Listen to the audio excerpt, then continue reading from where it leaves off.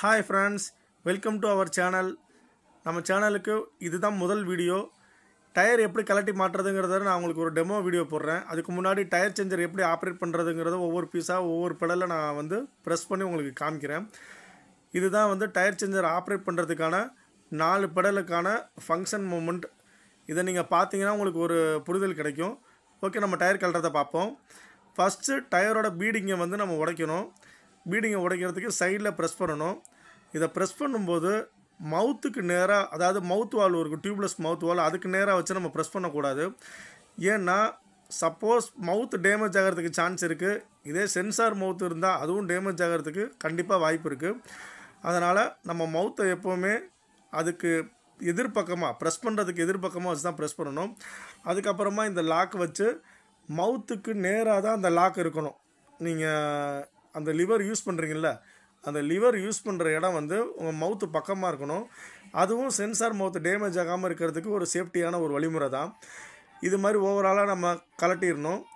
கலட்டினதுக்கு அப்புறமேட்டுக்கு உள்ளே உள்ள பீடிங்கை வந்து நம்ம ரிமூவ் பண்ணுறதுக்கு லிவரை உள்ளே விட்டு நம்ம வெளியில் இழுத்து நம்ம டயரை ரிமூவ் பண்ணணும்.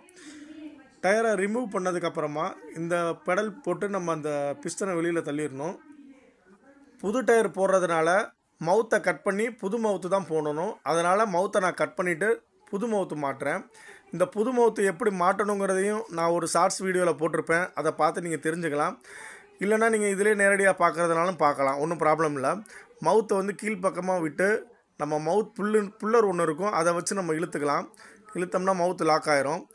அதுக்கப்புறமா நம்ம புது டயர் எடுத்து, எப்போவுமே கண்டிப்பாக புது டயருக்கு பீடிங்கில், இன்னர் பீடிங்லேயும் அவுட்டர் பீடிங்லேயும் இந்த மாதிரி பேஸ்ட் போட்டுக்கிறது ரொம்ப நல்லது.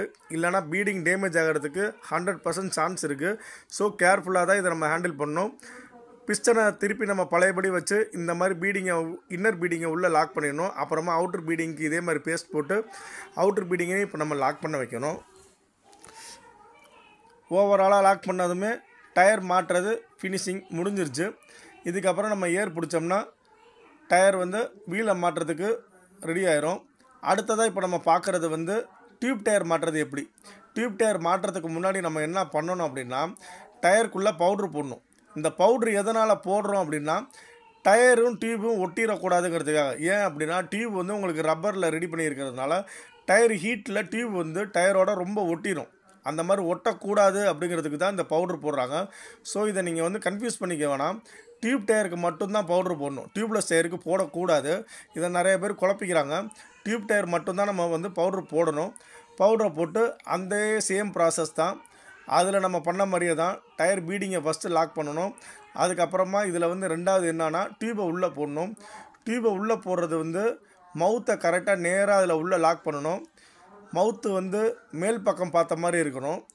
போட்டு அதுக்கப்புறம் டியூப்லேயும் நம்ம வந்து லைட்டாக கொஞ்சம் பவுடர் அப்ளை பண்ணிக்கணும். அப்ளை பண்ணதுக்கப்புறமா டியூப் நம்ம இன்னரில் உள்ளே வந்து வைக்க வேண்டியதான். இதை வந்து வைக்கிறப்ப டியூப் வந்து வெளிப்பக்கமாக தெரியாமல் நல்லா சேஃப்டியாக உள்ளே வைக்கிறத நம்ம நல்லா கவனிக்கணும். கவனித்ததுக்கப்புறமா நம்ம மேல் பீடிங்கை லாக் பண்ணணும். இல்லைன்னா டியூப் கிளியறதுக்கான சான்ஸ் அதிகமாக உண்டு.